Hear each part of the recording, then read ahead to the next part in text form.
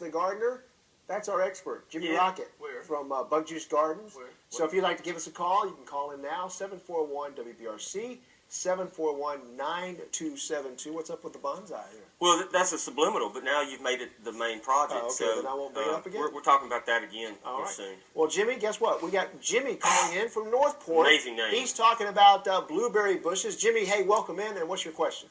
Hey, thank you. I want to know what to do to my blueberry bushes to make them grow. I set them out about 3 years ago, and they're just sitting there. They're not growing. What do I need to do? What kind of fertilizer? Well, that's not good if they're sitting there. If they're in a damp area, or they seem to hold water when it rains, or you water them, or? Yes, I've been watering them, but they're not in a damp area. Oh, okay. So well drained. Well, I would tell you to do this. I would tell you to come up here to Birmingham to Hannah's Garden Shop. They've got a product. It's an organic-based product called Sanctuary. And, of course, call before you come up here and make sure they have it in stock. But it's an amazing product. It's organic-based, but it also has mycorrhiza in there. Mycorrhiza will attach itself to the roots that you have on the blueberry bush, and it'll, like, multiply. So it's a parasite, but it's a good parasite. So if you've got 10 blueberry roots looking for nutrients, now all of a sudden you're going to have 50 more other roots. So it's like a team effort. It's a really cool product. Okay. We've been using it extensively, and it's just amazing. So any kind of organic-based product is going to be great for your blueberries. Don't prune them, though, right now. Jimmy, I hope that works for you. Yeah. I hope and we'd love to share those blueberries at some time in the future. Yes, Thank you so yes. much. All right, now Susie is calling in from Clanton. Susie, good morning, and what's your question for Jimmy Rocket? Good morning. I've got a Norfolk pine that I've had for about a year and a half, and it started turning yellow, and I cut the yellow parts off, and it looked really good for a while, and now it's turning yellow again. Uh-oh. That's not good. It could be. Let me ask you this: when you water, do you have a saucer that catches the water? Yes. Because they don't like wet feet, and if you leave that water in there just even for a day after you water it, the roots will begin to get phytophthora, which is root rot, or one form of root rot. That's not good. So it might be that they're getting too much water. It could be a sign of that. It could be also a sign that maybe you don't have enough nutrients in there, and it's a little chlorotic.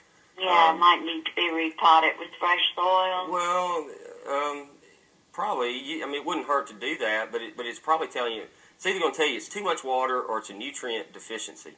Okay. And so you can taste. Thank you. Well, you're welcome. Bye-bye. Bye. All right.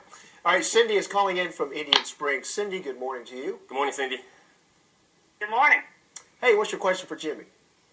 I have a laurel bay tree that's approximately 18 feet tall, and I have parts of it that are dying, and I've cut back a lot of the dying parts, Right. but it's just continually to slowly die off. Okay. That's not good. I will tell you that borer insects were rampant earlier this fall. Right. And if you take a stem, maybe if you still have a stem, or if you see another limb on there, check to see if there's a real tiny small hole.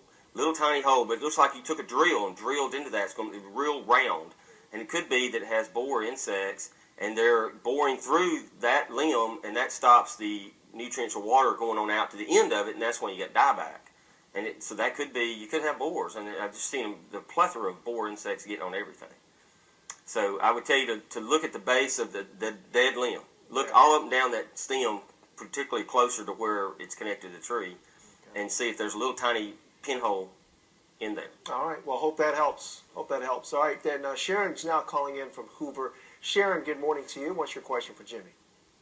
I wanted to ask a question about cutting back Scheffaleras. How far can you cut them back, and what's the good time of the year to do that? Well, I'd probably tell you to do that spring, even though they're house plants now. How big is it now? Probably 4 foot tall, 4 Yeah. foot around. Well, you can do that in the spring. I've seen people do that now. It's indoors, and as long as it's getting some good sunlight. A little bit goes a long way. So I don't know if I'd do drastic prune the whole thing, but you could just go ahead and start selectively taking back some branches. I guess it's getting too big for the area that you've got it in. Yeah.